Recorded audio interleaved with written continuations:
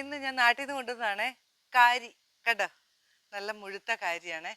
ഇത് നമുക്കൊന്ന് തേങ്ങ അരച്ച് പച്ചമാങ്ങ ഇട്ടൊരു ചാറ് വെക്കാം. നല്ല രുചിയാ. കാരി വറക്കാനും നല്ലതാണ്, ഈ പച്ച തേങ്ങ അരച്ച് കറി വെക്കാനും നല്ലതാ. ഒന്ന് വെച്ച് നോക്കാം എങ്ങനെയാണെന്ന്. വായോ. ഇതിന്റെ ഈ സ്കിന്നൊക്കെ നമുക്കൊന്ന് പൊളിച്ച് കളയാവേ. എന്നിട്ട് എല്ലാം കഴുകി എടുത്തോണ്ട് വന്നിട്ട് ബാക്കി പരിപാടി കാണിച്ചു തരാവേ. നമ്മുടെ കാരിമീനൊക്കെ ദാണ്ടതേ തൊലിയൊക്കെ കളഞ്ഞ് കഴുകി വൃത്തിയാക്കി കൊണ്ടുവന്നിട്ടുണ്ട്. ഇനി നമ്മൾ ചെയ്യുന്ന എങ്ങനെയാണെന്നറിയോ, ഒരു മൺചട്ടി അടുപ്പ് വെച്ചിട്ടുണ്ട്. അതിനകത്തേക്ക് കുറച്ച് വെളിച്ചെണ്ണ ഒഴിച്ചു കൊടുക്കാം. കുറച്ച് വെളിച്ചെണ്ണ ഒഴിച്ചാൽ മതിയേ. ഒരു 6-7 ചെറിയുള്ളിയും ഒരു 3-4 ചുള വെളുത്തുള്ളിയും ഒരു കഷ്ണം ഇഞ്ചിയും കൂടെ ചതച്ചതാണ് കേട്ടോ. അതങ്ങോട്ട് ഇട്ട് കൊടുക്കും.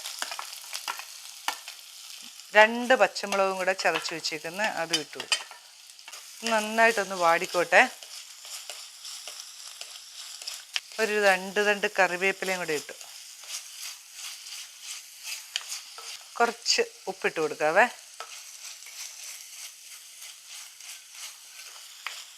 പച്ചമാങ്ങ ഇതാ നമ്മൾ ഫ്രീസറിൽ എടുത്ത് വെച്ചിരുന്നായിരുന്നു കേട്ടോ. മാങ്ങ പൂളി വെച്ചിരുന്ന ഇതാ ഒരു കഷ്ണം എടുത്തുള്ളൂ. ആവശ്യത്തിന് ഇങ്ങനെ നമുക്ക് ഉപയോഗിക്കാമല്ലോ.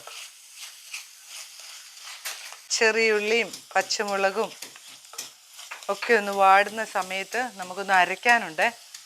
തേങ്ങ, ഒരു മുറി തേങ്ങ, കുറച്ച് മഞ്ഞൾപ്പൊടി, ഇത് 1 സ്പൂൺ, വലിയ സ്പൂണിന് 1 സ്പൂൺ കാശ്മീരി മുളക് പൊടിയും 1/2 സ്പൂൺ സാദാ മുളക് പൊടിയാണ് എരിവിന് വേണ്ടിയിട്ട്.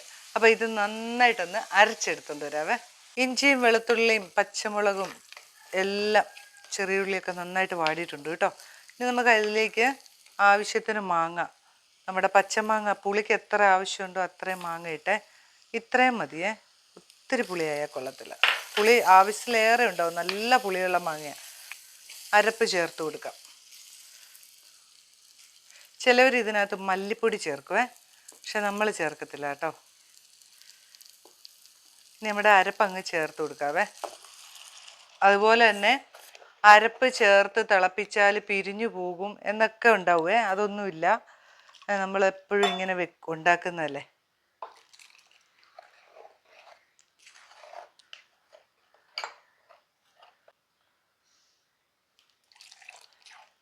പാകത്തിന് ഉപ്പിട്ട് കൊടുത്തു. പതിയെ ഒന്ന് തിളച്ച് വരുമ്പോൾ മീൻ കഷ്ണങ്ങൾ പെറുക്കിയിടാവേ. നമ്മുടെ അരപ്പൊക്കെ ഒന്ന് തിളച്ച് വന്നിട്ടുണ്ട്. അപ്പം മീൻ കഷ്ണങ്ങൾ അങ്ങോട്ട് പെറുക്കിയിടാം. കാരി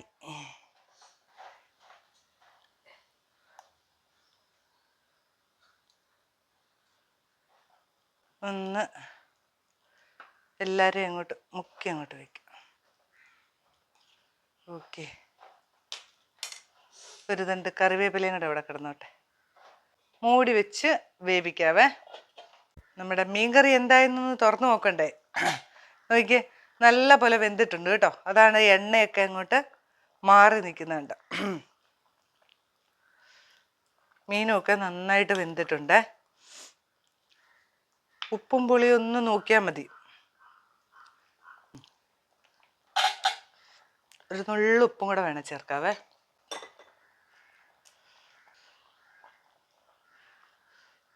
നമുക്ക് ഇപ്പുറത്തായിട്ടൊരു പാൻ വെച്ചിട്ടേ കുറച്ച് എണ്ണ ഒഴിച്ചു കൊടുക്കാം കേട്ടോ. ഇനി ഇതിനൊരു ഉലുവയും കടുകും കൂടെ ഒന്ന് പൊട്ടിച്ചിടണ്ടേ. കുറച്ച് ഉലുവ ഇട്ട് കൊടുക്കാവേ.